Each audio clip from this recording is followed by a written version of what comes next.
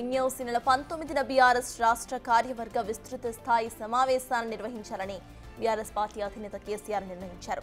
హైదరాబాద్లోని తెలంగాణ భవన్లో పార్టీ విస్తృత స్థాయి సమావేశం జరగబోతోంది. పార్టీ రాష్ట్ర కార్యవర్గం ఎంపీలు, ఎమ్మెల్యేలు, ఎమ్మెల్సీలు, మాజీ ఎమ్మెల్యేలు, పార్టీ నియోజకవర్గ ఇన్ఛార్జీల విస్తృత స్థాయి సమీక్షా సమావేశం నిర్వహిస్తామని పార్టీ వర్కింగ్ ప్రెసిడెంట్ కేటీఆర్ ఒక ప్రకటనలో తెలిపారు.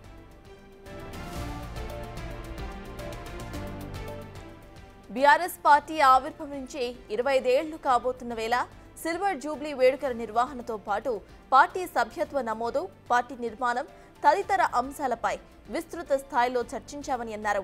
కేటీఆర్ తెలిపారు. ఇక రాష్ట్రంలో కాంగ్రెస్ పార్టీ ప్రభుత్వం ఆచరిస్తున్న ప్రజా వ్యతిరేక విధానాలు, రాష్ట్ర ప్రభుత్వ వైఫల్యాల మీద ప్రధానంగా చర్చ జరగబోతుందంటూ తెలుపుతున్నారు. ప్రభుత్వ వైఫల్యాలను ఎండగట్టేందుకు అనుగుణంగా పార్టీ శ్రేణులు చేపట్టవలసిన కార్యాచరణపై సమగ్రంగా చర్చించబోతున్నారు. ప్రజలను చైతన్యం చేసేందుకు పార్టీ నాయకత్వం, కార్యకర్తలు అనుసరించాల్సిన వ్యూహాలు, విధానాలపై సమీక్షా సమావేశంలో చర్చించబోతున్నారని కేటీఆర్ తెలిపారు. ఇక సమగ్ర చర్చ తరువాత ముఖ్యమైన నిర్ణయాలు తీసుకుంటామని, ఆహ్వానితులందరూ కూడా ఖచ్చితంగా హాజరు కావాలని కేటీఆర్ స్పష్టం చేశారు.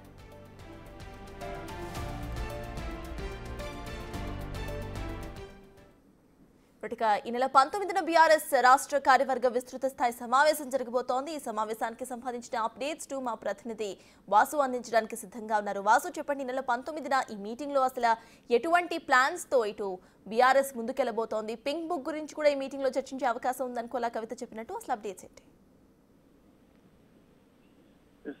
సత్తాజ్ కేసీఆర్ అధ్యక్షతన ఈ నెల 19న బీఆర్ఎస్ పార్టీ రాష్ట్ర స్థాయి విస్తృత స్థాయి కార్యవర్గ సమావేశం నిర్వహించబోతున్నారు.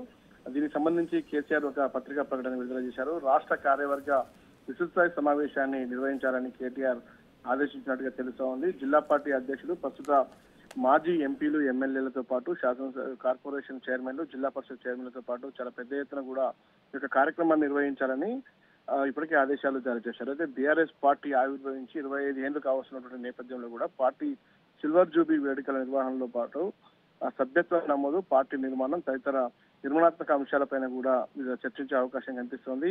రాష్ట్రంలో కాంగ్రెస్ పార్టీ ప్రభుత్వం అనుసరిస్తున్నటువంటి ప్రజా వ్యతిరేక విధానాలకు సంబంధించి కూడా వైఫల్యాల మీద ప్రధానంగా చర్చ జరపాలని కూడా కేసీఆర్ ఇప్పటికే పార్టీ శ్రేణులు ఆదేశించినట్టుగా తెలుస్తోంది. ఇక ప్రభుత్వ వైఫల్యాలను ఎండగట్టేందుకు అనుగుణంగా బీఆర్ఎస్ పార్టీ శ్రేణులు చేపట్టవలసిన కార్యాచరణ పైన కూడా సమగ్ర చర్చ జరిగే అవకాశం ఉంది.